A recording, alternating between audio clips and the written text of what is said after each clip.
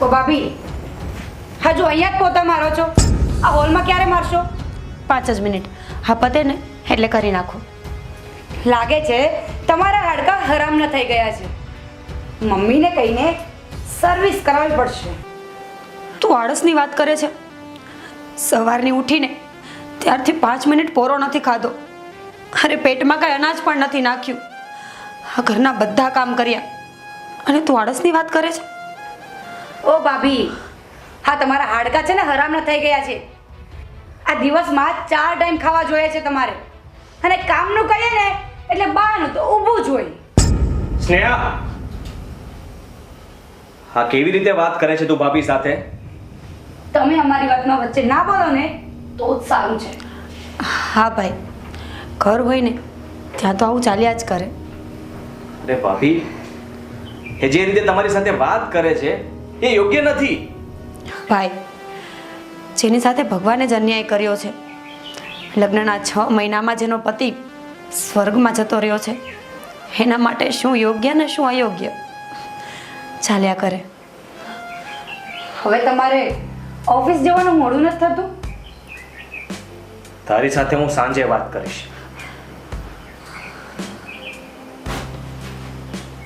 અને તમે ઊભા છો શું? ફટાફટ હાથ ચલાવો ને કામ પતાવો. હજુ ઘણા કામ બાકી છે. સારું.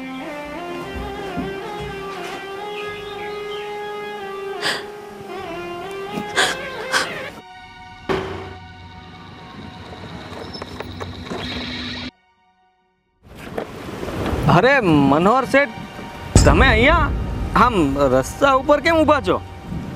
આકાશ, તું મારો ફોન ઉપાડતો નથી અને વાયદો કરીને પૈસા આપવા આવતો નથી, તો શું કરું? તું મને રસ્તા ઉપર લાવી દે એના પહેલાં હું તારા રસ્તા ઉપર ઊભો રહી જાઉં એ જ સારું ને? શું કહેવું તારું? અરે આ તમે શું બોલો છો શેઠ? તો શું કરું? તારી આરતી ઉતારું, તને પગે પડી અને મારા પૈસા પાછા આપવાની વિનંતી કરું.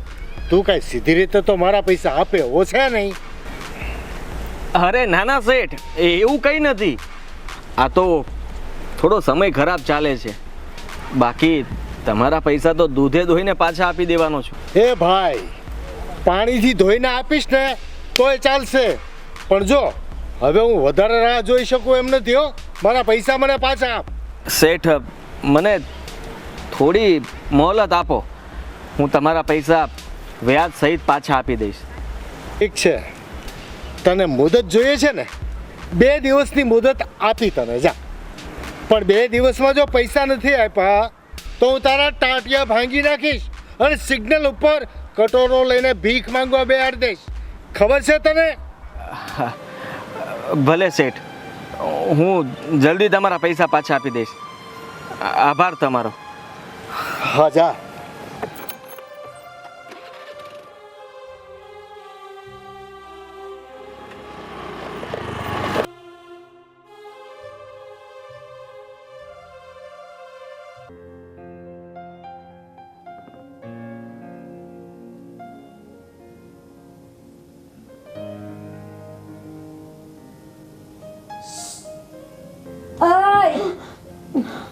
તને છે ને અહીંયા પગ દબાવવા બોલાવી છે, સુવા માટે નહીં. મમ્મી સોરી, એમાં એવું છે ને આજ સવારની મારી તબિયત થોડી ખરાબ છે અને હું બહુ થાકી ગઈ છું ને એટલે મારી આંખ લાગી ગઈ. સ્નેહા ઓ સાચું જ કહે છે કે તને કંઈ પણ કહીએ ને એટલે કંઈ પણ માના તારા હાજર જ હોય. મમ્મી, હું સાચું જ કહું છું, ખોટું નથી બોલતી. એ તો મને ખબર છે કે તારા બાપા સત્યવાદી હરિશ્ચંદ્ર જેવા છે. કેમ? મમ્મી, એમાં મારા પપ્પાને વચ્ચે લઈ આવવાની શું જરૂર છે? એણે તમારું શું બગાડ્યું છે? તારા જેવી અભાગણી દીકરીને જન્મ આપીને અમારું જીવન બગાડ્યું છે. મારા દીકરાને ઘરમાં આવતાની વેત તું ખાઈ ગઈ. મારા દીકરાને તો નખમાંય રોગ નહોતો. તારી સાથે લગ્ન થયા ને એટલે બીમાર પડવા લાગ્યો. મને તો લાગે છે કે તે જ એના પર મેલો કરાવ્યો હશે. મમ્મી, ભગવાન કસમથી હું એવું કાંઈ નથી જાણતી. અને તમે જ વિચારો ને, કદાચ મને એવી કાંઈ ખબર પડતી હોય તો હું હાથે કરીને મારો સંસાર ભાંગું ખરી. હવે આ બધા નાટક બંધ કરી સાની મારી પગ દબાઈ.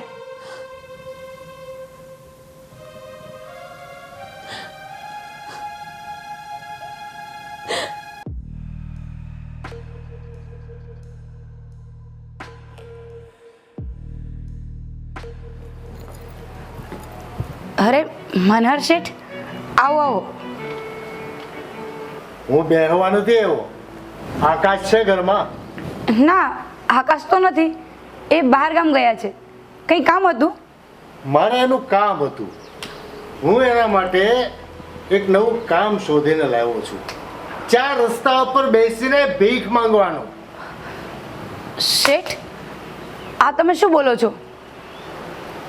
હા, મેં એને પૈસા માટે 2 દિવસની મુદત આપી હતી. એ પૈસા આપવા આવ્યો નથી અને મારો ફોન પણ ઉપાડતો નથી. શેઠ, હું તમારી વાત સમજી શકું છું. આકાશને હમણાં ધંધામાં થોડી તકલીફ છે અને એમનો ભાગીદાર છે, પૈસા લઈને ભાગી ગયો છે. નહીંતર ક્યારના તમને પૈસા આપી દીધા હોત. એ તકલીફ અને પ્રોબ્લેમ તમારો છે, મારો નથી. મને તો મારા પૈસાથી મતલબ છે. મનોહર શેઠ લોકોને દુનિયા છોડાવી દે છે પણ પોતાના પૈસા કોઈ દિવસ છોડતો નથી. આ નમૂનો મારે આકાશને પણ બતાવવો પડશે. ના ના શેઠ, તમે આવું ના કરતા. તમને તમારા પૈસા જલ્દી મળી જશે. પણ જોજો, હવે ફરી ધક્કો ન ખાવો પડે અને આકાશને કહેજો મારો ફોન ઉપાડે, નહીતર મારા માણસો આકાશને ઉપાડી લેશે. સમજ્યા?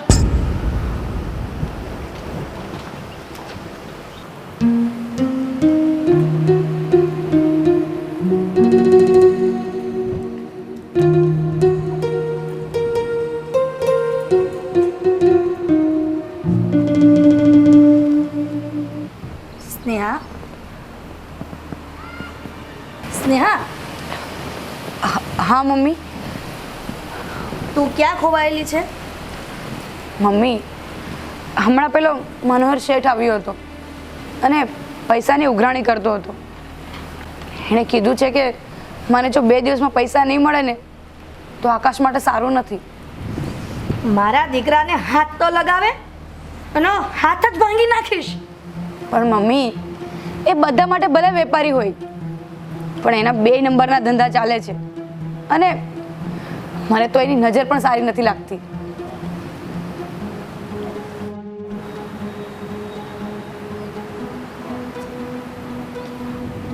સ્નેહા, એની ઘરવાળી ગયા વર્ષે ગુજરી ગઈ છે ને? હા, અને તું કહેતી હતી કે એની નજર પણ સારી નથી. મમ્મી એ 1 નંબરનો હવસખોર માણસ છે. મારી પાસે એવો આઈડિયા છે કે આપણે એને પૈસા પણ નહીં આપવા પડે અને આપણા ઘરમાંથી પનોતી પણ ચાલી જાય. એમ? જલ્દી બોલો ને, શું આઈડિયા છે? તું મારી વાત ધ્યાનથી સાંભળ.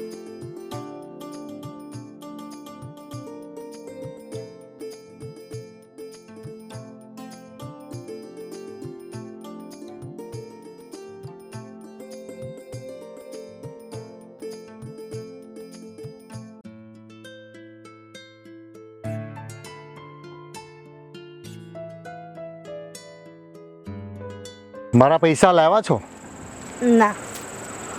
તો શું મને અહીંયા જખ મરાવવા બોલાવ્યો છે? અરે મનોહર શેઠ, તમે પહેલાં મારી વાત તો સાંભળી લો, પછી તમે જે નક્કી કરશો ને એ અમને મંજૂર છે. હા બોલો, મારી પાસે સમય નથી. અમે તમારા લગ્નનો પ્રસ્તાવ લઈને આવ્યા છીએ. અરે આ શું ગાંડા જેવી વાત કરો છો? અમે તમને કહીશું ને એ સાંભળીને તમે ગાંડા થઈ જશો. હા બોલો. અમને ખબર છે કે ગયા વર્ષે તમારી ઘરવાળી ગુજરી ગઈ અને આ દુનિયામાં તમારું કોઈ નથી. માણસ ગમે તેટલો મજબૂત હોય ને તો પણ એકલતામાં એ પાંગડો બની જાય છે. તમે વાર્તા કરવા આવ્યા છો કે મુદ્દાની વાત કરો ને? શેઠ, મારા ઘરમાં મારી મોટી બહુ વિધવાના લગ્ન તમારી સાથે કરાવવા માંગીએ છીએ. એમ પણ અમારા માટે અમારા ઘરમાં કામવાળીથી વધારે કંઈ નથી, અને એના લગ્ન થઈ જાય ને તો અમારે પણ શાંતિ. અને હા શેઠ, એના બદલામાં તમારે અમારું બધું દેવું માફ કરવું પડશે. બોલો, છે મંજૂર? તમને વાંધો ન હોય તો મને શું વાંધો હોય? શેઠ, કાલે જ તમે અમારા ઘરે આવીને તમારી અમાનત લઈ જાઓ. આકાશ અમારો બારગામ ગયો છે અને એ આવે ને એ પહેલા વિધિ પતાવી દ્યો. ઠીક છે, હું કાલે આવું છું. સારું.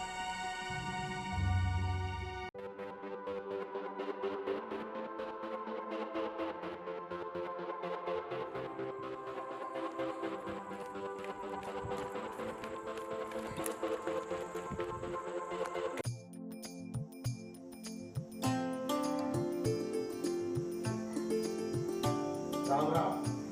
આવો આવો બેન. પણ આજે પહેલી વાર તમારા મોઢામાં રામનું નામ આવ્યું ને? હા, બેસો.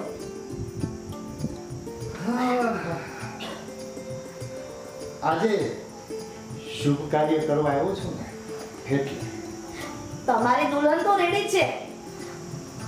સ્નેહા, હિના, બે આવો તો. હા મમ્મી.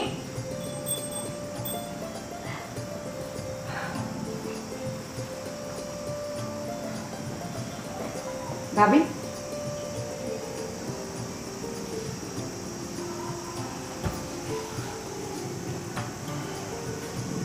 ના, આ મનોહર શેઠ છે.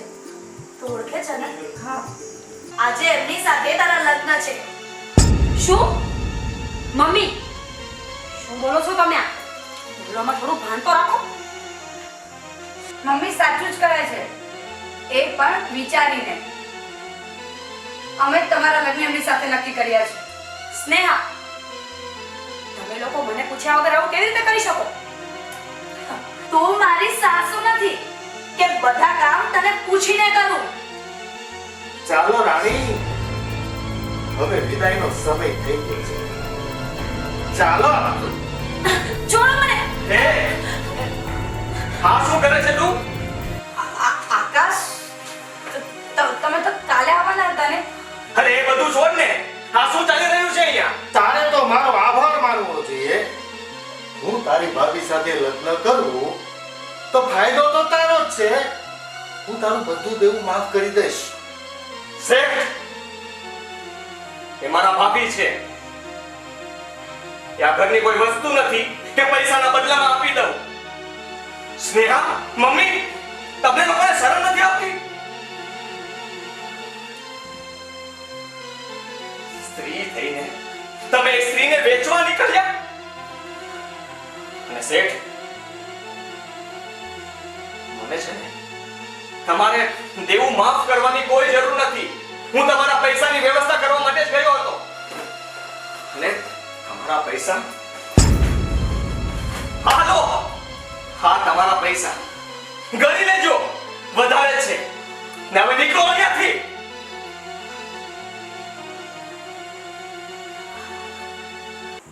ભાભી, મારા પરિવાર તરફથી હું તમારી માફી માંગુ છું. અમને માફ કરી દો. જે ઘરમાં લક્ષ્મી બનાવીને લાવ્યા હતા, આ લોકો પૈસા માટે થઈને એને જ વેચવા નીકળ્યા હતા. પણ બસ હવે આજ પછી જો ક્યારેય ભાભીને તમે ઊંચા અવાજે બોલાવ્યા છે કે એના વિશે કઈ હાડું ઓળું વિચાર્યું છે ને, તો મારાથી ખરાબ કોઈ નહીં હોય.